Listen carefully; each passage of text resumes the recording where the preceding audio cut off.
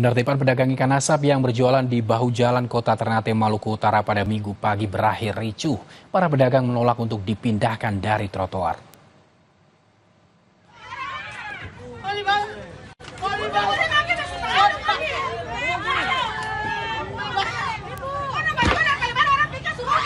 Para pedagang ikan asap ini histeris dan melemparkan ikan asap ke arah petugas Satpol PP.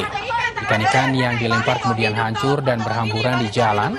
Para pedagang ini menolak ditertibkan lantaran merasa masih banyak pedagang lain yang berjualan di trotoar.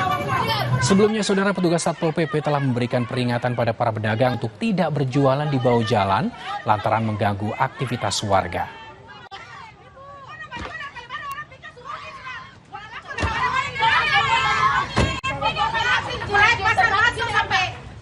Sorotan lainnya, saudara, pemerintah Provinsi Jakarta akan melakukan evaluasi pada operator Mikrotrans Jaklingko usai insiden kecelakaan yang melukai sejumlah pengendara sepeda motor di Cengkareng, Jakarta Barat. Wakil Gubernur Jakarta, Rano Karno, menyebut akan menyelidiki penyebab peristiwa kecelakaan Mikrotrans Jaklingko dengan sejumlah pemotor yang terjadi pada hari Jumat lalu.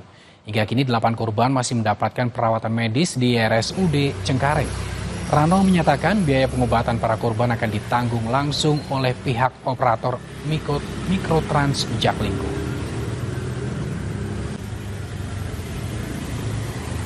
Tanpa pengawasan kita itu sedang kita selidiki kenapa bisa terjadi. Tapi yang namanya dalam sebuah transportasi besar pasti akan terjadi kecelakaan. Tapi mudah-mudahan tidak unsur karena kelalaian manusia. Oh, pasti ada evaluasi. Ya. Saudara, buntut tindakan diskriminatif supporter Indonesia saat menjamu Bahrain, Federasi Sepak Bola Dunia FIFA menjatuhkan denda 400 juta rupiah dan FIFA juga memberi hukuman berupa pengurangan jumlah penonton saat timnas Indonesia menerima lawatan timnas Tiongkok bulan Juni nanti. Surat dari FIFA yang ditujukan kepada PSSI diterima pada hari Sabtu lalu. Dalam surat tersebut disebut bahwa pada menit ke-80, sekelompok supporter yang berada di sektor 19 Stadion GBK meneriakkan slogan xenofobia yang merupakan ketidaksukaan atau ketakutan terhadap orang-orang dari negara lain. Kejadian ini membuat Indonesia dianggap telah melanggar prinsip kesetaraan FIFA. Akibatnya, FIFA menjatuhkan sanksi kepada PSSI dengan denda mencapai 400 juta rupiah dan pembatasan jumlah penonton sebanyak 15% dari kursi yang tersedia saat laga kandang melawan Tiongkok pada 5 Juni mendatang. Jadi tidak boleh ada hate speech, ujaran kebencian, tidak boleh ada rasisme, tidak boleh ada xenofobia, dan lain-lainnya. Ini pembelajaran bagi kita semua.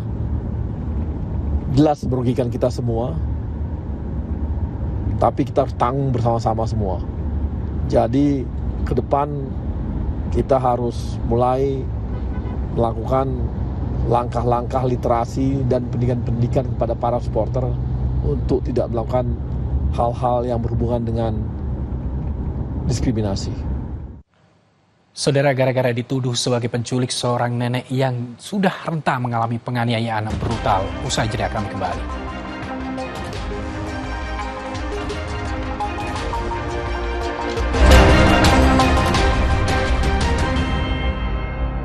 두알리마, 칼슘, 콜라겐, 브루크랑, 꿀리크리프, 툴랑크로포스. No worries, 콜라겐. Susu steril dengan 1000 mg kolagen.